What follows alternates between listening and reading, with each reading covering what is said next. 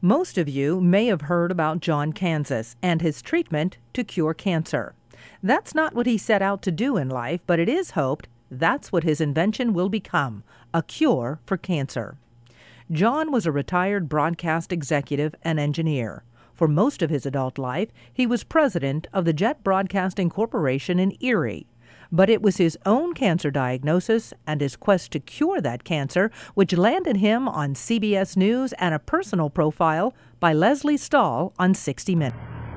The last thing John Kanzius thought he would ever do was try to cure cancer. A former radio and television executive from Pennsylvania, he came here to Florida to enjoy his retirement. I have no business being in the cancer business. It's not something that a layman like me should be in. It should be left to doctors and research people. But sometimes it takes an outsider. Sometimes it's just maybe you get lucky.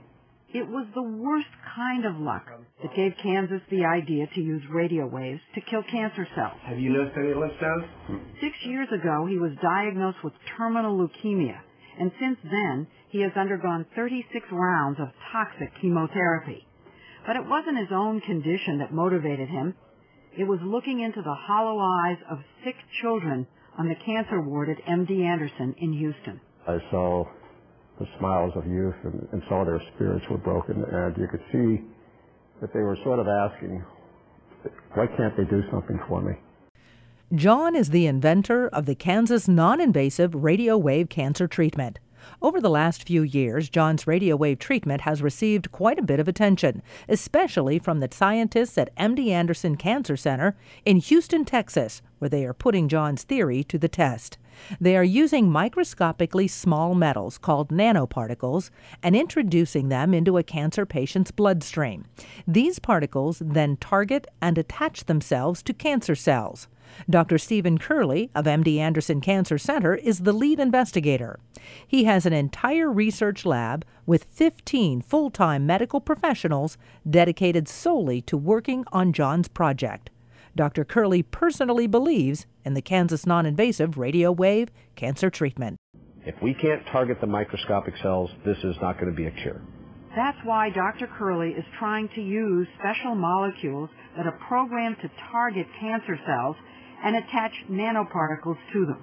This is an example of microscopic blood vessels with the He showed us an animation of how he hopes the targeting will work in people one day with a simple injection of gold nanoparticles into the bloodstream. So what we're seeing here is an example of a gold nanoparticle, in this case with an antibody on it. So the antibody would be the targeting molecule.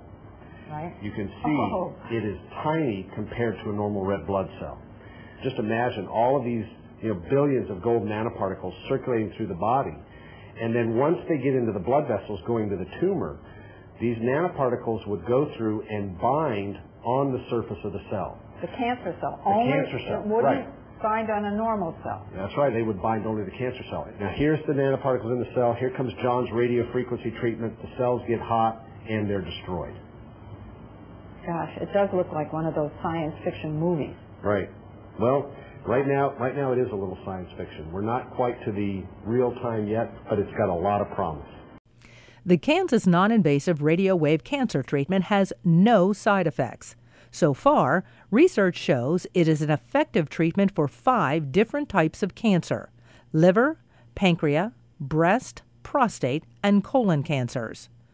The prospect for finding a cure for cancer using the Kanzius non-invasive radio wave cancer treatment is very promising. In fact, dialogue with the Federal Drug Administration began in February of 2009. Human clinical trials are expected to begin in a few short years at MD Anderson Cancer Center in Houston, Texas, Lee Memorial Health Center in Fort Myers, Florida, and at the Regional Cancer Center in Erie, Pennsylvania. But getting to that point takes research, and the research is expensive. We need your help to continue. To date, almost $2 million has been raised, but an additional $6 to $8 million is needed to keep John's legacy alive. But if this one does work, it most likely won't be developed in time to help the man who invented it. John Kanzius may have the option of a bone marrow transplant that could buy him more time. But after 6 years of chemo, it would be another grueling ordeal. Did you ever say, I'm not going to do this anymore? I'm not going to put myself through it? Yes. I said that probably about a year and a half ago. So you said it and changed your mind? I changed my mind because I think with all the research that's going on with the institutions, that maybe I'd like to be around for the first patient to get treated and just have a smile. Oh, my God. And then I don't care anymore.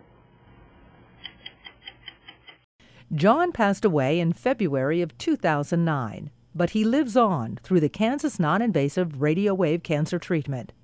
Please find out how you can help by visiting KanziusCancerResearch.com or making a pledge of support to the John Kanzius Cancer Research Foundation, 915 State Street, Erie, Pennsylvania, 16501.